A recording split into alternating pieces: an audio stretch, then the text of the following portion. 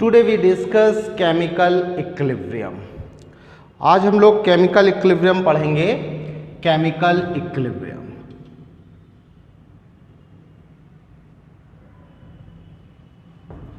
Equilibrium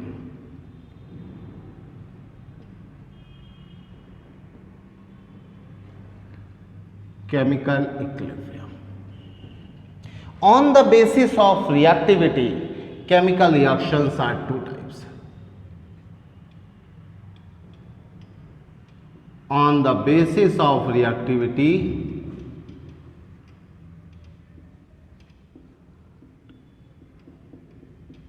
chemical reactions are two types. Chemical reactions are two types.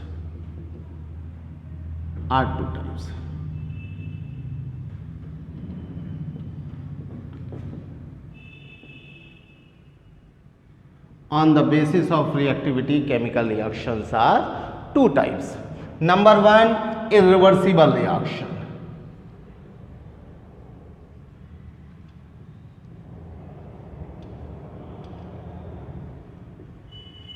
Irreversible reaction.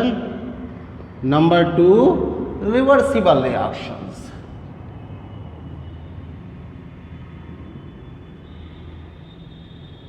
Reversible reactions. Irreversible reaction में reactants give product.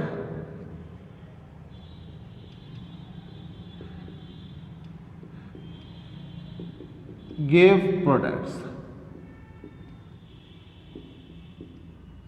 But product do not react. Products do not react.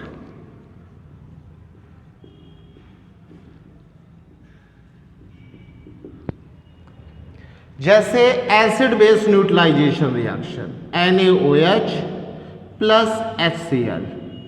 Acid base neutralisation reaction में क्या बनता है? Salt बनता है, NaCl salt और water. ये highly exothermic very fast reaction होती है। 13.7 किलो कैलोरी पर मोल हीट इवॉल्व होती है। ये रिएक्शन बहुत फास्ट होती है, फ्रैक्शन ऑफ सेकंड में हो जाती है और हाईली एक्सोथर्मिक होती है। 1 मोल एसिड बेस के न्यूट्रलाइजेशन थे 13.7 किलो कैलोरी हीट इवॉल्व होगी। इतने फास्ट रेट से, इतने हाई रेट से हीट इवॉल्व होती है कि अगर इस रेट से प्रोडक्ट हीट को एब्जॉर्ब करेगा तो इसकी फिजिकल स्टेट चेंज हो जाएगी, और जब फिजिकल स्टेट चेंज हो जाएगी तो कभी बैक नहीं करेगा क्योंकि इसकी फिजिकल स्टेट चेंज हो गई है। रिवर्सिबल रिएक्शन में क्या होगा? Reactants give product,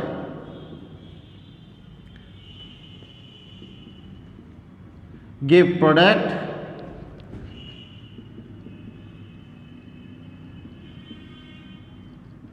and products give reactant। मतलब इसमें रिएक्टेंट से प्रोडक्ट मिलेगा और प्रोडक्ट से रिएक्टेंट मिलेगा। एग्जाम्पल जैसे नाइट्रोजन गैस और हाइड्रोजन गैस की रिएक्शन से अमोनिया मिलेगा और अमोनिया साइमल्टेनियसली नाइट्रोजन गैस और हाइड्रोजन गैस में ब्रेक होगा। तो ये रिएक्शन में रिएक्टेंट से प्रोडक्ट मिलता है और प्रोडक्ट से रिएक्टेंट मिलता है। This reaction is unidirectional reaction. This reaction is unidirectional reaction।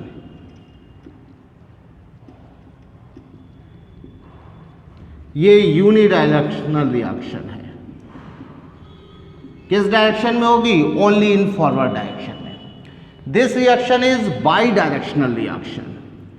This is bidirectional reaction, forward direction में भी और बैकवर्ड डायरेक्शन में भी बाई डायरेक्शनल रिएक्शन है। Forward direction as well as backward direction, दोनों डायरेक्शन में होती है। दिस रिएक्शन है single arrow, only in forward direction. This reaction has single arrow. Single arrow. Only in forward direction. इसमें single arrow होता है केवल फॉरवर्ड डायरेक्शन में, क्योंकि रिएक्टेंट से प्रोडक्ट बन रहा है ना. और this reaction has double arrow.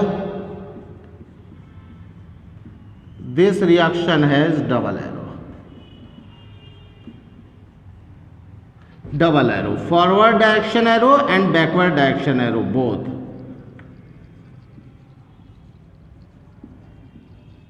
Forward direction में भी एक एरो होगा, ये फॉरवर्ड रिएक्शन को बताएगा. बैकवर्ड डायरेक्शन का एरो बैकवर्ड रिएक्शन को बताएगा. इसे हम इस तरह से भी लिखते हैं, फॉरवर्ड डायरेक्शन का हाफ एरो और बैकवर्ड डायरेक्शन का हाफ एरो, दोनों डायरेक्शन में arrow. This reaction goes to completion. This reaction goes to completion. Completion का मतलब ये नहीं है कि पूरे रिएक्टेंट कंज्यूम हो जाएंगे. कंप्लीशन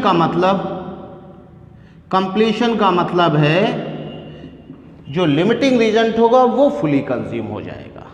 ऐसा हो सकता है कोई एक रिएक्टेंट एक्सेस में हो, लेकिन एक भी रिएक्टेंट कंज्यूम हो गया तो हम कहेंगे रिएक्शन कंप्लीट हो गई. This reaction never goes to completion. Never goes to completion.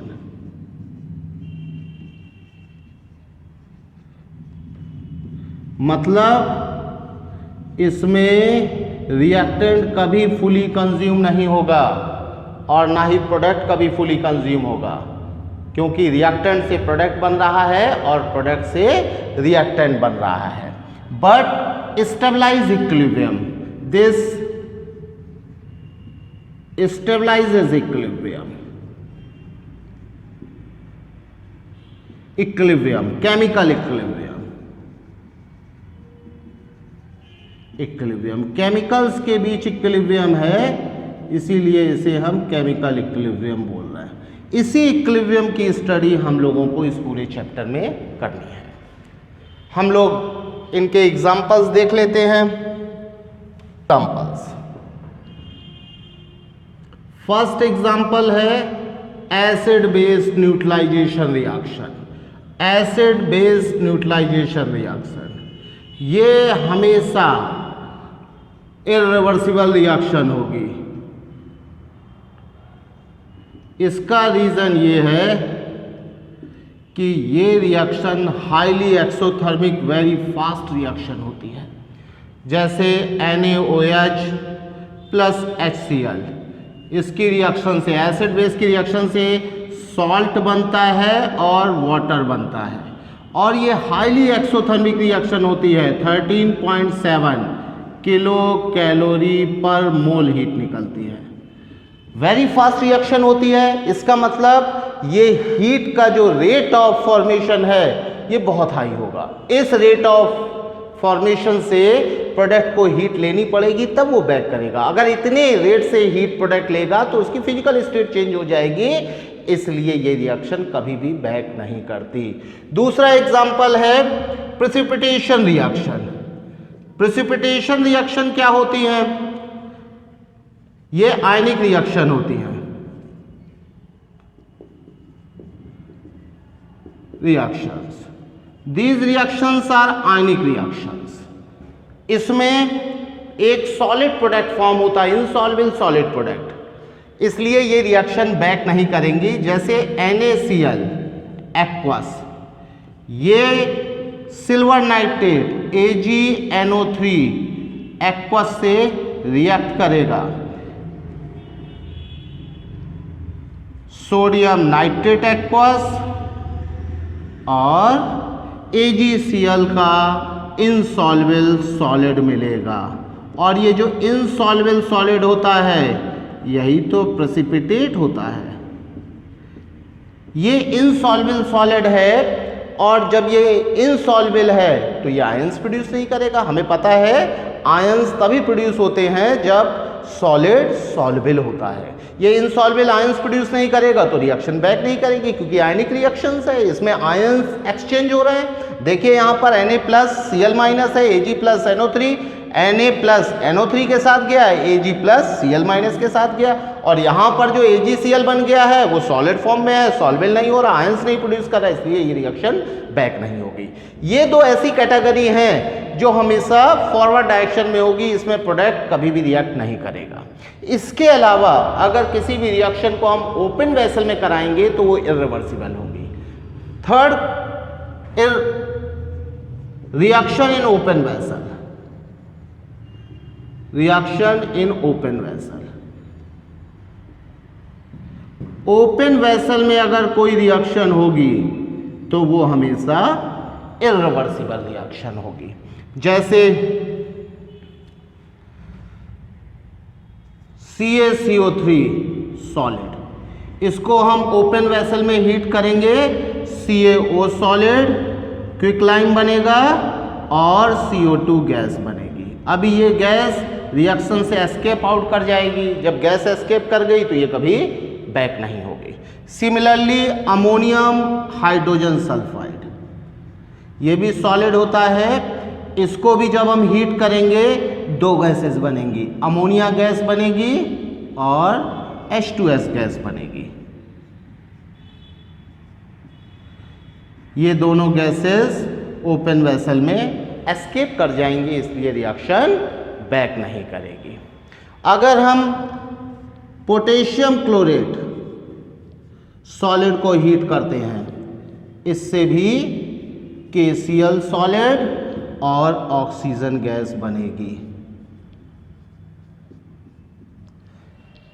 ये रिएक्शन ओपन वेसल में इर्रिवर्सिबल होंगी। रीजन आप देख रहे हैं कि कोई एक प्रोडक्ट रिएक्शन से एस्केप कर रहा है। ओपन वेसल में अगर रिएक्शन होगी तो वो इर्रिवर्सिबल रिएक्शन होगी। रिवर्सिबल रिएक्शन में क्या होगा? एग्जाम्पल, अगर हम किसी भी रिएक्शन को, चाहे वो होमोजीनियस रिएक्शन हो या हेट्रोजीनियस रिएक्शन हो, इन दो रिएक्शंस को छोड़ के, एसिड बेस न्यूट्रलाइजेशन और प्रेसिपिटेशन रिएक्शन, इन दोनों रिएक्शंस को छोड़ के अगर हम किसी रिएक्शन को क्लोज वेसल में कराएंगे तो वो हमेशा रिवर्सिबल हो जाएगी। तो देखिए फर्स्ट एग्जांपल है homogeneous reaction in close vessel. Homogeneous reaction क्या होती है? होमोजीनियस रिएक्शन होती है जिसमें एक ही फिजिकल स्टेट हो। Homogeneous reaction in close vessel, जिसमें एक ही फिजिकल स्टेट हो, ऐसी रिएक्शन होमोजीनियस रिएक्शन होती है। एग्जाम्पल जैसे acetic acid CH3COOH aqueous plus ethyl alcohol aqueous, इसकी जब रिएक्शन कराएंगे तो ईस्टर बनेगा CH3COOC2H5 एक्वस और प्लस वाटर। ये सारे रिएक्टेंट और प्रोडक्ट सभी लिक्विड फेज में हैं, इसीलिए होमोजीनियस रिएक्शन है। इसमें एसिटिक एसिड और एथिल अल्कोहल के रिएक्शन से ईस्टर और वाटर बनेगा, ईस्टर और वाटर एसिटिक एसिड और एथिल अल्कोहल में कन्वर्ट होंगे। रिएक्शन दोनों डायरेक्शन में होगी। सिमिलरली दूसरी होमोजीनियस रिएक्शन है nitrogen gas plus 3 hydrogen gas, इससे अमोनिया फॉर्म हो रही है, ट्वाइस NH3 गैस, और अमोनिया से नाइट्रोजन हाइड्रोजन बन रहा है। ये भी होमोजेनियस रिएक्शन है, रिएक्टेंट प्रोडक्ट सभी गैसेस फेज में है। Nitrogen gas plus oxygen gas, इससे नाइट्रिक ऑक्साइड बन रहा है NO गैस, ये भी होमोजेनियस रिएक्शन है। ये सारी रिएक्शन रिवर्सिबल तभी होंगी जब इन्हें हम क्लोज वेसल में कराएंगे। सिमिलरली हेट्रोजीनियस रिएक्शंस को भी अगर हम क्लोज वेसल में कराते हैं तो वो भी रिवर्सिबल हो जाएंगी। Heterogeneous reaction in close vessel, reactions in close vessel.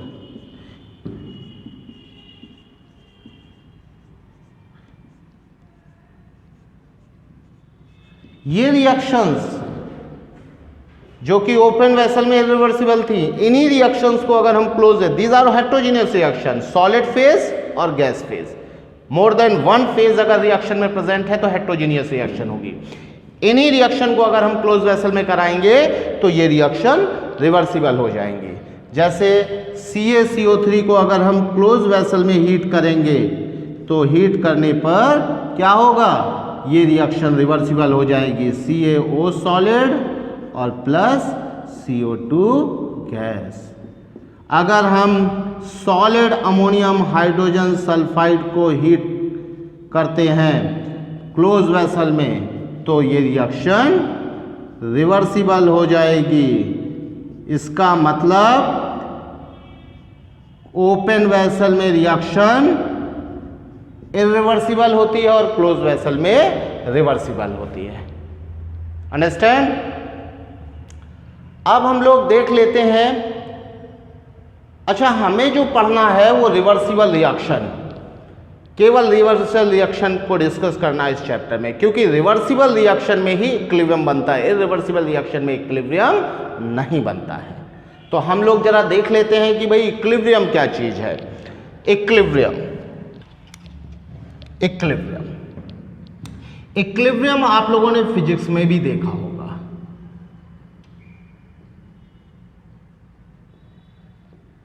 Equilibrium, equilibrium वो स्टेट होती है जिसमें सिस्टम चेंज नहीं होता। System does not change on passing time. System does not change on passing time at equilibrium, on passing time. Time pass होगा लेकिन system आपका change नहीं होगा एट इक्विलिब्रियम, तब हम कहेंगे हमारा सिस्टम इक्विलिब्रियम पर है। ऐसा इसलिए होता है क्योंकि एफ नेट फोर्स जीरो होता है, या हम ये कहें कि ड्राइविंग फोर्स जीरो होगा। जो हमारे सिस्टम को ड्राइव करने वाला फोर्स है वो जीरो होगा, ड्राइविंग फोर्स जीरो होगा। सिस्टम अगर ड्राइविंग फोर्स जीरो है तो सिस्टम हमारा चेंज नहीं करेगा, क्योंकि हमें ये बात पता है according to first law, according to Newton's first law से हमें ये बात पता है, when a body is in rest और moving with constant velocity then it continue its position of rest or constant velocity until or unless external force is applied. जब तक external force नहीं लगाएंगे तब तक हमारी बॉडी रेस्ट या फिर कांस्टेंट वेलोसिटी के पोजीशन को, कांस्टेंट वेलोसिटी को चेंज नहीं कर सकती। हम कह सकते हैं कि फोर्स ही वो रीजन है जिससे स्टेट ऑफ मोशन चेंज होती है। तो यहां पर इक्विलिब्रियम पर क्या होगा, नेट फोर्स जीरो होगा तो स्टेट चेंज नहीं होगी, सिस्टम चेंज ही नहीं करेगा, टाइम बदलेगा बट सिस्टम चेंज नहीं करेगा। Equilibrium are three types, there are three types of equilibrium, three types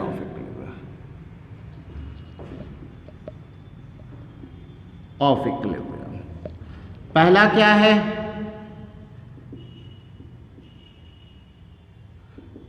पहला है stable equilibrium. First is stable equilibrium,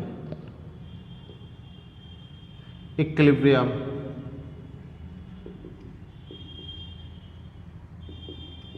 second unstable equilibrium,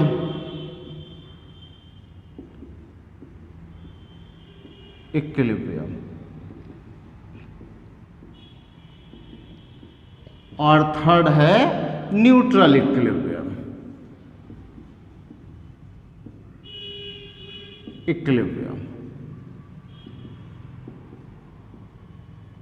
अब इन तीनों इक्विलिब्रियम में हम लोग बेसिक डिफरेंस देख लेते हैं। क्या बेसिक डिफरेंस है? स्टेबल इक्विलिब्रियम में इस तरह की सिचुएशन होगी, मतलब फोर्सेस तो बैलेंस होंगे ही, mg डाउनवर्ड, नॉर्मल रिएक्शन ऊपर, नॉर्मल रिएक्शन mg के इक्वल होगा। फोर्सेस तो बैलेंस होंगे, otherwise system state of motion को चेंज करेगा। तो यहां पर ये बॉडी रेस्ट पर है, तो ये रेस्ट पर तभी कंटिन्यू करेगी जब नेट फोर्स 0 होगा। पहली बात तो ये है जो कि बेसिक कंडीशन है इक्विलिब्रियम की, एफ नेट इज 0। दूसरी बात क्या है, इस पोजीशन पर पोटेंशियल एनर्जी मिनिमम होगी,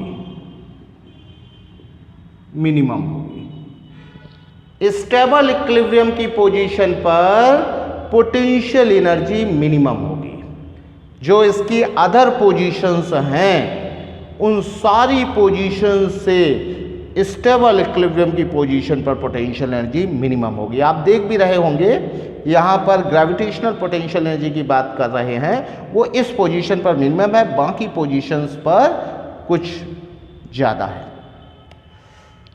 तीसरी बात क्या है कि अगर इस बॉडी को हम थोड़ा सा डिस्टर्ब कर दें, अगर हम इसे राइट ले जाएंगे तो ये फिर से लेफ्ट मूव कर जाएगी, और अगर हम इस बॉडी को लेफ्ट ले जाएंगे तो ये फिर से राइट में आ जाएगी। मतलब ये डिस्टरबेंस का अपोज कर रही है, it opposes disturbance, it opposes disturbance, disturbance.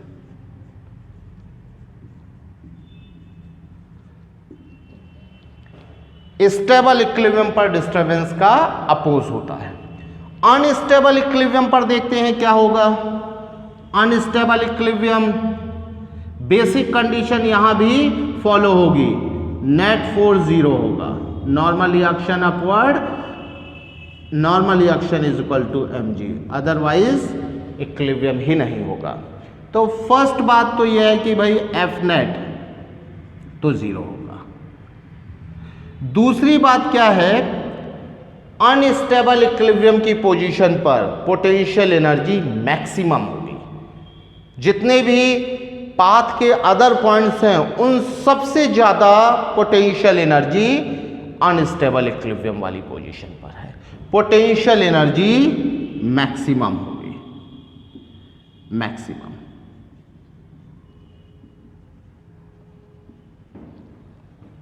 अगर हम अनस्टेबल इक्विलिब्रियम की पोजीशन से थोड़ा सा भी डिस्टरबेंस करते हैं तो ये बॉडी डिस्टरबेंस को कंटिन्यू करेगी, it continues disturbance.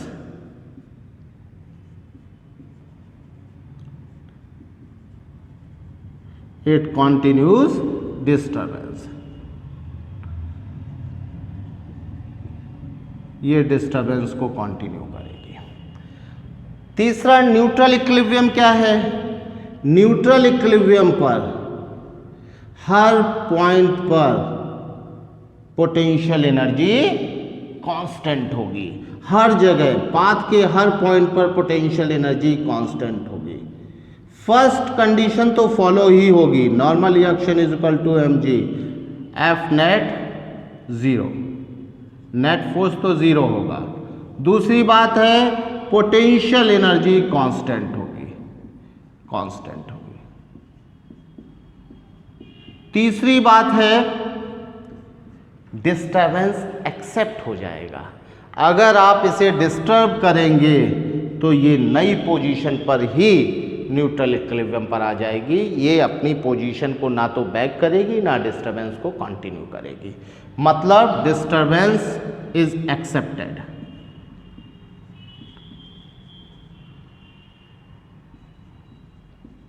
Is accepted,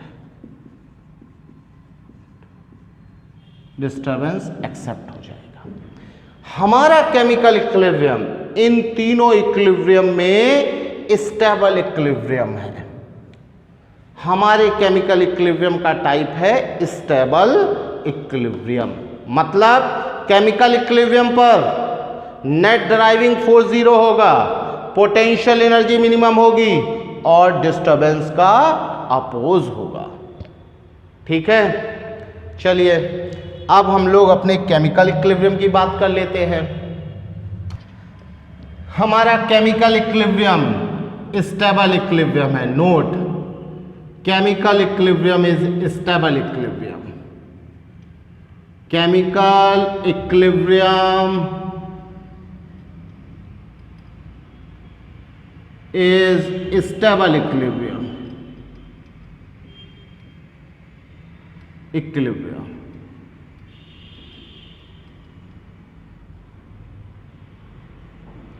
chemical equilibrium हमारा स्टेबल इक्विलिब्रियम है। हम लोग इसकी कैरेक्टरिस्टिक की बात कर लेते हैं। प्रॉपर्टीज ऑफ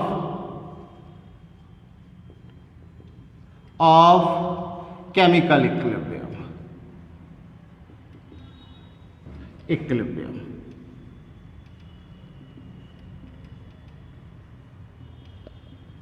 देखिए हमारा केमिकल इक्विलिब्रियम स्टेबल इक्विलिब्रियम है, तो पहली प्रॉपर्टी एफ ड्राइविंग फोर्स तो जीरो होगा। F driving force zero. दूसरी बात, ड्राइविंग फोर्स जीरो है, पोटेंशियल एनर्जी मिनिमम होगी।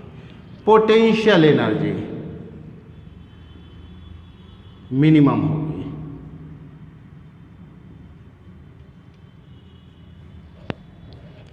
अच्छा, केमिकल रिएक्शन केवल पोटेंशियल एनर्जी मिनिमम करने के लिए नहीं होती है। केमिकल रिएक्शन एक रीजन से और होती है। भाई अगर कोई चेंज हो रहा है तो फिजिकल चेंज हो रहा है, तो फिजिकल चेंज केवल पोटेंशियल एनर्जी को मिनिमाइज करता है। लेकिन केमिकल रिएक्शन दो चीज़ों की परफॉर्मेंस के लिए होती है। एक तो पोटेंशियल एनर्जी मिनिमाइज करने के लिए और दूसरी एंट्रोपी को इंक्रीज करने के लिए, रैंडमनेस को इंक्रीज करने के लिए। रैंडमनेस और एंट्रोपी की बात हम लोग थर्मोडायनेमिक्स में करते हैं। एक्चुअल में केमिकल चेंज दो रीजन से होता है, पोटेंशियल एनर्जी को मिनिमाइज करने के लिए और एंट्रोपी को इंक्रीज करने के लिए। अब देखिए ये दोनों अपोजिट बातें हैं। पोटेंशियल एनर्जी जब कम होगी तो एंट्रोपी बढ़ेगी या कम होगी? जब पोटेंशियल एनर्जी कम होगी तो एंट्रोपी भी कम होगी। लेकिन हमारी रिएक्शन एंट्रोपी बढ़ाना चाहती है। रिएक्टेंट्स एंट्रोपी बढ़ाने के लिए प्रोडक्ट में कन्वर्ट होते हैं। तो हम लोग ये कह सकते हैं कि पोटेंशियल एनर्जी और एंट्रोपी दो अपोजिट क्वांटिटीज हैं और इक्विलिब्रियम पर इन दोनों क्वांटिटीज में क्या होता है? कंप्रोमाइज होता है। पोटेंशियल एनर्जी भी कम हो जाए और एंट्रोपी भी सफिशिएंट बढ़ जाए। मतलब यहाँ पर दो अपोजिट क्वांटिटीज में कंप्रोमाइज होता है इक्विलिब्रियम पर। और एंट्रोपी की बात हम लोग अभी नहीं करेंगे, एंट्रोपी की बात हम लोग करेंगे थर्मोडायनेमिक्स में, इसलिए एंट्रोपी का डिस्कशन हम लोग यहाँ नहीं ले रहे हैं। तीसरी बात क्या है, यहां पर ड्राइविंग फोर्स जीरो है, इसका मतलब सिस्टम चेंज नहीं करेगा। और हमारा सिस्टम है कैसा? केमिकल्स का सिस्टम है। हमारे रिएक्शन में केमिकल्स इन्वॉल्व हैं, तो हमारा केमिकल्स का सिस्टम है। तो सिस्टम चेंज नहीं कर रहा है, इसका मतलब रिएक्टेंट्स और प्रोडक्ट्स के जो अमाउंट्स हैं वो चेंज नहीं करेंगे। एट इक्विलिब्रियम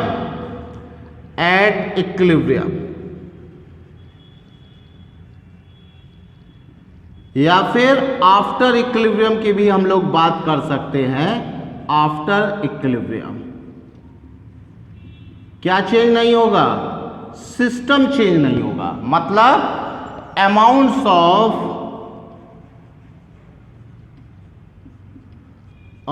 रिएक्टेंट्स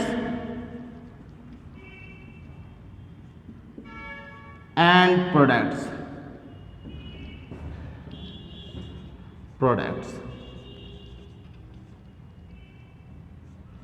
जब amounts of reactants and product नहीं चेंज होंगे तो इसका मतलब क्या है? अगर गैसेस हैं तो उनके प्रेशर्स भी नहीं चेंज होंगे।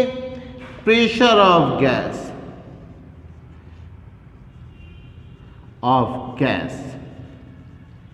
जब प्रेशर ऑफ गैस नहीं चेंज हो रहा है, अमाउंट नहीं चेंज हो रहा, तो डेंसिटी भी नहीं चेंज होगी। डेंसिटी डेंसिटी चेंज नहीं हो रही है तो दूसरी प्रॉपर्टीज भी नहीं चेंज होंगी, जैसे रिफ्रैक्टिव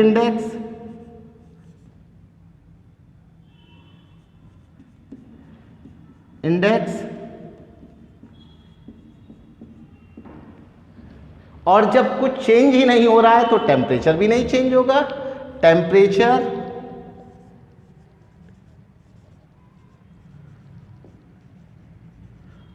अच्छा, अगर मान लीजिए रिएक्टेंट और प्रोडक्ट में कोई कलर्ड रिएक्टेंट है या कलर्ड प्रोडक्ट है तो उसके कलर की इंटेंसिटी भी नहीं चेंज होगी। मतलब कलर, हम ये कह सकते हैं कि हमारा सिस्टम अगर इक्विलिब्रियम में आ गया तो किसी तरह का चेंज शो नहीं करेगा। इसके अलावा भी जो मेजरेबल क्वांटिटीज हैं उसमें किसी में कोई चेंज नहीं होगा, etcetera do not change.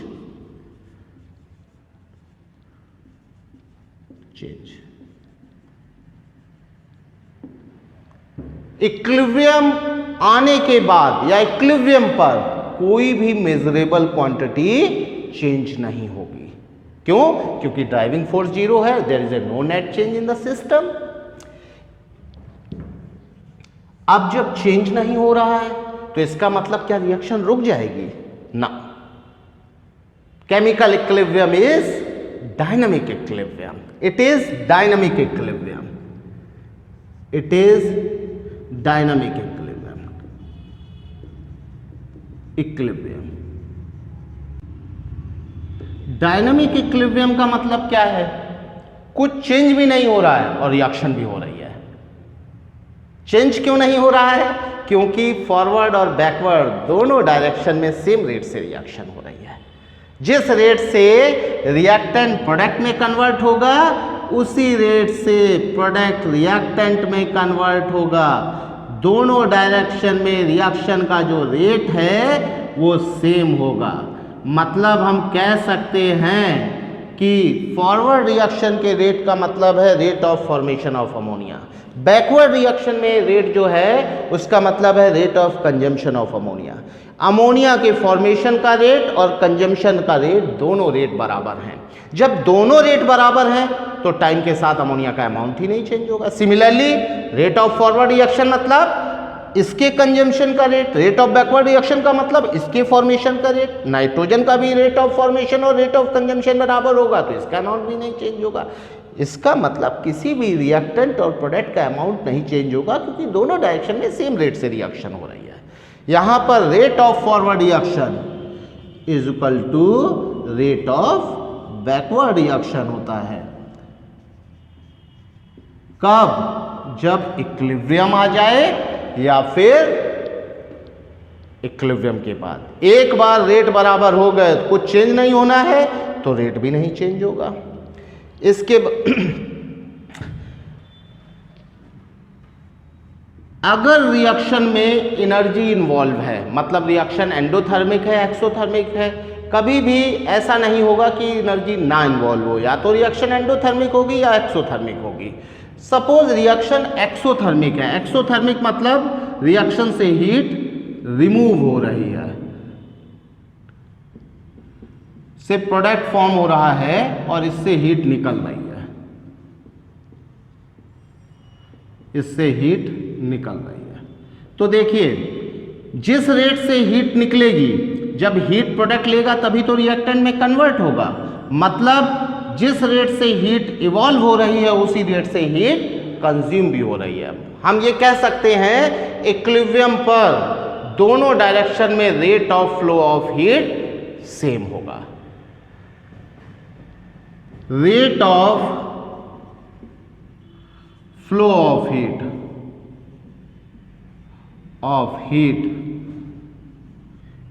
in both direction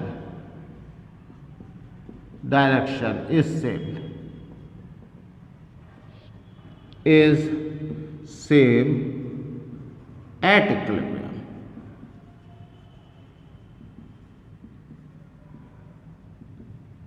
दोनों डायरेक्शन में सेम रेट से हीट फ्लो करेगी, एनर्जी का फ्लो दोनों डायरेक्शन में सेम रेट से होगा।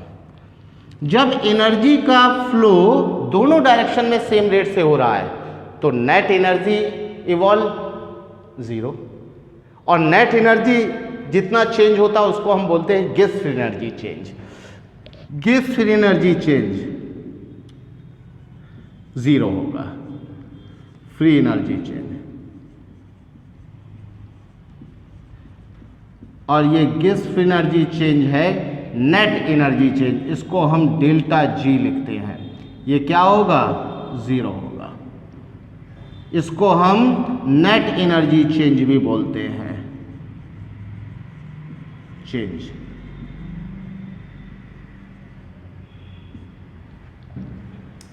अब देखिए रिएक्शन पर कैटलिस्ट का क्या इफेक्ट होगा। कैटलिस्ट से कभी भी इक्विलिब्रियम डिस्टर्ब नहीं होगा। कैटलिस्ट का काम केवल इतना है कि कैटलिस्ट इक्विलिब्रियम के टाइम को रिड्यूस कर देगा, बट इक्विलिब्रियम डिस्टर्ब नहीं करेगा। जैसे यहां पर इक्विलिब्रियम पर नाइट्रोजन, हाइड्रोजन और अमोनिया के जो अमाउंट होंगे, इक्विलिब्रियम के बाद तो फिक्स हो जाता है, इक्विलिब्रियम पर जो अमाउंट होंगे वही अमाउंट कैटलिस्ट की प्रेजेंस में भी होंगे। बस होगा क्या, कैटलिस्ट अगर इसके इक्विलिब्रियम को 2 घंटे में अटेंड कराएगा तो विदाउट कैटलिस्ट इसका टाइम होगा 5 आवर्स 6 आवर। हम कह सकते हैं कैटलिस्ट क्या करता है, टाइम ऑफ इक्विलिब्रियम को रिड्यूस करता है, टाइम ऑफ इक्विलिब्रियम को चेंज करता है, बट इक्विलिब्रियम को चेंज नहीं करेगा। Catalyst does not change equilibrium, does not change equilibrium, change equilibrium.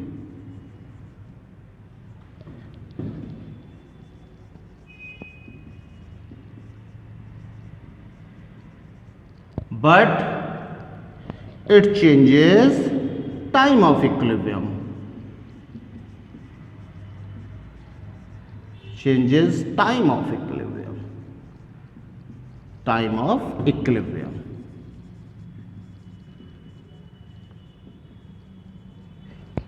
एक और बहुत इंपॉर्टेंट केमिकल इक्विलिब्रियम की प्रॉपर्टी है, चूंकि ये स्टेबल इक्विलिब्रियम है और स्टेबल इक्विलिब्रियम की बेसिक प्रॉपर्टी क्या होती है, वो चेंज का अपोज करता है।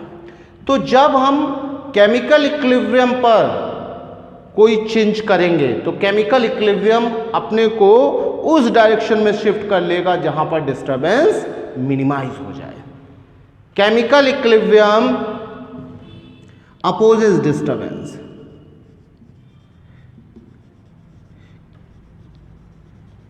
equilibrium opposes disturbance, disturbance।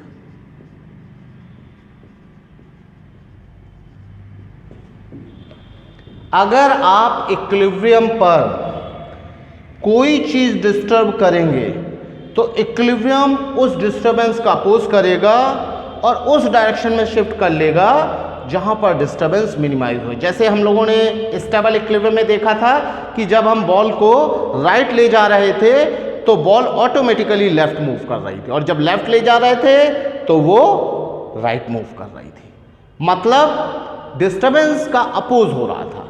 वैसे ही यहां पर भी है, अगर ये इक्विलिब्रियम पर है और इक्विलिब्रियम पर आपने नाइट्रोजन का अमाउंट इंक्रीज कर दिया तो इक्विलिब्रियम इसका अपोज करेगा। केमिकल इक्विलिब्रियम को डिस्टर्ब होने पर उसका अपोज करता है, नाइट्रोजन कंज्यूम होगी, मतलब रिएक्शन फॉरवर्ड शिफ्ट हो जाएगी। इस बात की स्टडी हम लोग आगे डिटेल में करेंगे। तो ये हमारे केमिकल इक्विलिब्रियम की बेसिक प्रॉपर्टीज हैं। अब हम लोग केमिकल इक्विलिब्रियम की एनालिसिस करेंगे, और केमिकल इक्विलिब्रियम के एनालिसिस करने के लिए हमें लॉ ऑफ मास एक्शन पढ़ना पड़ेगा, उसके बाद ही हम इसकी एनालिसिस कर सकते हैं, क्योंकि लॉ ऑफ मास एक्शन का यूज है। तो हम लोग इसके बाद लॉ ऑफ मास एक्शन पढ़ते हैं। Law of mass action, law of mass action,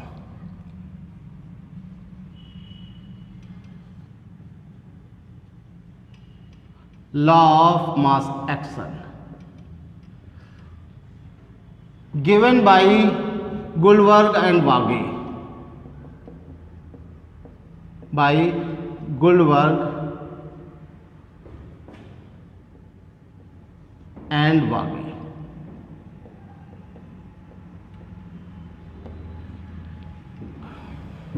according to this law rate of reaction, according to this law rate of reaction directly proportional to reaction directly proportional to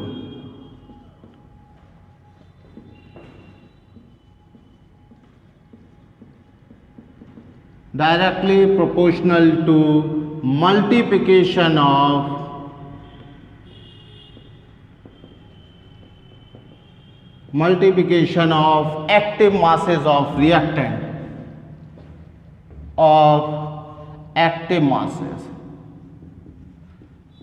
masses of reactant.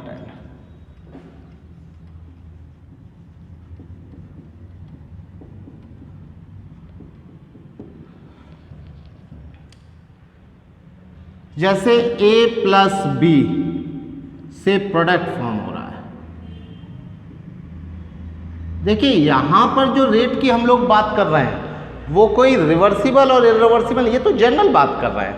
जब भी reaction होगी, चाहे वो forward direction में हो रही हो चाहे वो बैकवर्ड डायरेक्शन में हो रही हो, ये लॉ ऑफ मास एक्शन तो लगेगा। तो फॉरवर्ड डायरेक्शन में हमने रिएक्शन दिखाई है, रिवर्सिबल रिएक्शन ली है, तो यहां पर जो रेट होगा रिएक्शन का वो ए का एक्टिव मास और बी के एक्टिव मास, इनके मल्टीप्लिकेशन के डायरेक्टली प्रोपोर्शनल। अब ये एक्टिव मास क्या चीज है? एक्टिव मास वो है जो रिएक्शन में पार्टिसिपेट करता है। ऐसा जरूरी नहीं है कि जो आपने ए का अमाउंट, सपोज ये एक्वस सोल्यूशन है, तो एक्वस सोल्यूशन में क्या है कि सॉल्वेंट थोड़ा ना रिएक्शन करेगा, सॉल्यूट रिएक्शन करेगा। तो एक्टिव मास का मतलब है amount of solute. Amount of solvent से कोई लेना देना नहीं, क्योंकि वो रिएक्शन में पार्टिसिपेट नहीं कर रहा है। तो यहां पर रेट जो होगा वो किसके डायरेक्टली प्रोपोर्शनल होगा? Active mass of A, active mass of A into active mass of B, इसके मल्टीप्लिकेशन के प्रोपोर्शनल होगा। अब ये एक्टिव मास अगर सॉल्यूशन है, डाइल्यूट सॉल्यूशन है, फॉर डाइल्यूट सॉल्यूशन, तो डाइल्यूट सॉल्यूशन में एक्टिव मास का मतलब है सॉल्यूट का मास, क्योंकि सॉल्यूट ही रिएक्शन में पार्टिसिपेट करता है और अमाउंट ऑफ सॉल्यूट को हम लोग मोलर टी से रिप्रेजेंट करते हैं। तो एक्टिव मास होगा मोलर टी, लेकिन एक्टिव मास की कोई यूनिट नहीं होती और मोलर टी की यूनिट है। तो यहां पर हम लोग क्या करेंगे? मोलर टी का मैग्नीट्यूड ले लेंगे, मॉड लगा देंगे। Active mass is unitless, active mass is unitless, unitless. हम लोग यहां पर क्या लिख सकते हैं? एक्टिव मास की जगह ए की मोलरिटी और बी के एक्टिव मास की जगह बी की मोलरिटी। मतलब रेट क्या हो गया? इसलिए रेट क्या हो जाएगा? Rate directly proportional to molarity of ए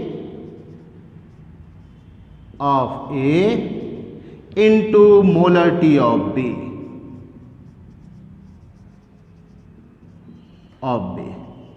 अभी मोलरिटी को हम लोग सिंबल से, बार बार हम लोग मोलरिटी नहीं लिखेंगे, हम लोग एक सिंबल यूज करेंगे मोलरिटी के लिए। Rate directly proportional to square bracket. Square bracket में अगर किसी सब्सटेंस को हमने लिख दिया, इसका मतलब वो उसकी मोलरिटी है। स्क्वायर ब्रैकेट ऑफ ए का मतलब है molarity of A, molarity of A, और बी का मतलब है molarity of B,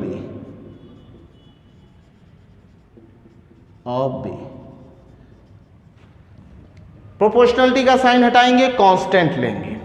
rate is equal to K constant है, इसको हम लोग रेट कांस्टेंट बोलेंगे। K is known as rate constant, rate constant, क्योंकि रेट एक्सप्रेशन का कांस्टेंट है। इसको हम लोग वेलोसिटी कांस्टेंट भी बोलते हैं, कांस्टेंट, क्योंकि यहां पर क्या है? रेट हमारे रिएक्शन की वेलोसिटी है। तो ये हमारा लॉ ऑफ मास एक्शन हो गया, rate is equal to K into molarity of A molarity of B. अब देखिए यहां पर अगर हमारे रिएक्टेंट्स गैसियस होते, सपोज ए और बी दोनों गैस हैं, A gas plus B gas, ये दोनों गैस हैं और इससे बन रहा है प्रोडक्ट, तो हम लोग इसमें गैस इक्वेशन यूज कर सकते हैं। For gas A pressure of A volume is equal to mole of A R T. Pressure of A, mole of A, volume को नीचे ले आते हैं R T, mole upon volume molarity of A. Pressure of A is equal to molarity of A R T. यहां से molarity of A क्या हो जाएगी, pressure of A upon R T. Similarly for gas B, gas B के लिए क्या होगा, molarity of B is equal to pressure of B R T. अगर हम रेट एक्सप्रेशन में molarity of A molarity of B को इससे replace कर दें तो देखिए रेट एक्सप्रेशन क्या होगा, rate is equal to K, molarity of A into molarity of B है, मोलरिटी ऑफ ए की जगह हम लोग रखेंगे pressure of A upon R T into pressure of B upon R T. यहां पर रेट क्या हो जाएगा, rate is equal to K upon R square T square, pressure of A into pressure of B. ये एक नया constant K dash, pressure of A into pressure of B. मतलब rate expression को हम लोग प्रेशर के टर्म में भी लिख सकते हैं, लेकिन कब, जब रिएक्टेंट गैसियस हो। Rate expression can be written as in terms of molarity as well as in terms of pressure in case of gaseous reactants. Understand? अभी देखिए अगर रिएक्टेंट्स में स्टाइक्योमेट्रिक कोफिशिएंट होंगे, यहां पर हम लोगों ने स्टाइक्योमेट्रिक कोफिशिएंट 1 1 लिया है। अगर सपोज यहां पर कुछ कोफिशिएंट हो 2 3 4 कुछ भी हो सकता है, तब देखिए रेट एक्सप्रेशन क्या होगा। Suppose N1 A gas plus N2 B gas, इससे बन रहा है प्रोडक्ट। ए का स्टाइक्योमेट्रिक कोफिशिएंट N1 है और बी का है N2। अभी इसका रेट एक्सप्रेशन कंसंट्रेशन के टर्म में, मोलरिटी के टर्म में क्या होगा, के मोलरिटी ऑफ ए की power N1 molarity of B की पावर N2। ये स्टाइक्योमेट्रिक कोफिशिएंट पावर में क्यों चले गए, इसको हम लोग एक एग्जांपल से समझेंगे। देखिए nitrogen gas plus hydrogen gas,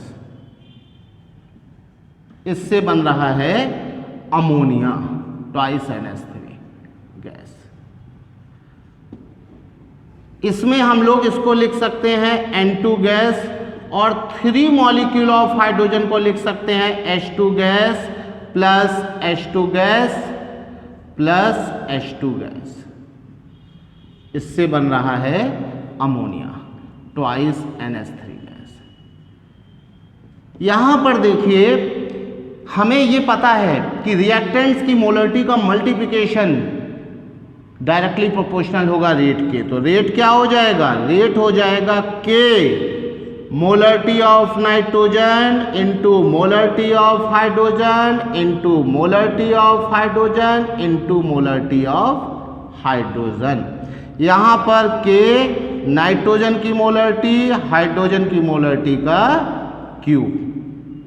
देखिए स्टाइक्योमेट्रिक कोफिशिएंट पावर में आ गया, रेट एक्सप्रेशन में क्या हुआ, स्टाइक्योमेट्रिक कोफिशिएंट पावर में आ गया, इसीलिए यहां पर स्टाइक्योमेट्रिक कोफिशिएंट को हमने पावर में कर दिया था, क्योंकि ए को हम लोग a plus A n1 times लिख सकते हैं, b को हम लोग b plus b n2 times लिख सकते हैं। तो यहां पर स्टोइकियोमेट्रिक कोफिशिएंट पावर में हो जाएंगे। चूंकि ये गैसियस रिएक्टेंट्स हैं तो इनके रेट को हम लोग प्रेशर के टर्म में भी लिख सकते हैं, बस डिफरेंस क्या होगा, रेट कांस्टेंट की वैल्यू चेंज हो जाएगी। प्रेशर ऑफ ए इसमें भी power n1, pressure of B इसमें भी पावर n2। देखिए जब मोलरिटी होगी तब स्क्वायर ब्रैकेट हम लोग लिखेंगे, प्रेशर में तो स्मॉल ब्रैकेट ही रखेंगे, क्योंकि स्क्वायर ब्रैकेट का मतलब होता है मोलरिटी। मोलरिटी को रिप्रेजेंट करने के लिए ये हमने सिंबल यूज किया है। ये हमारा है लॉ ऑफ मास एक्शन। अब हम लोग इसी लॉ को यूज करके केमिकल इक्विलिब्रियम की एनालिसिस करेंगे। आज हमारा लेक्चर यहीं पर फिनिश होता है। अगले लेक्चर में हम लोग लॉ ऑफ मास एक्शन का यूज करके केमिकल इक्विलिब्रियम की एनालिसिस करेंगे और इक्विलिब्रियम की जो भी प्रॉपर्टीज अभी हमने बताई थी उन सारी प्रॉपर्टीज को डिफाइन करेंगे। Okay, thank you.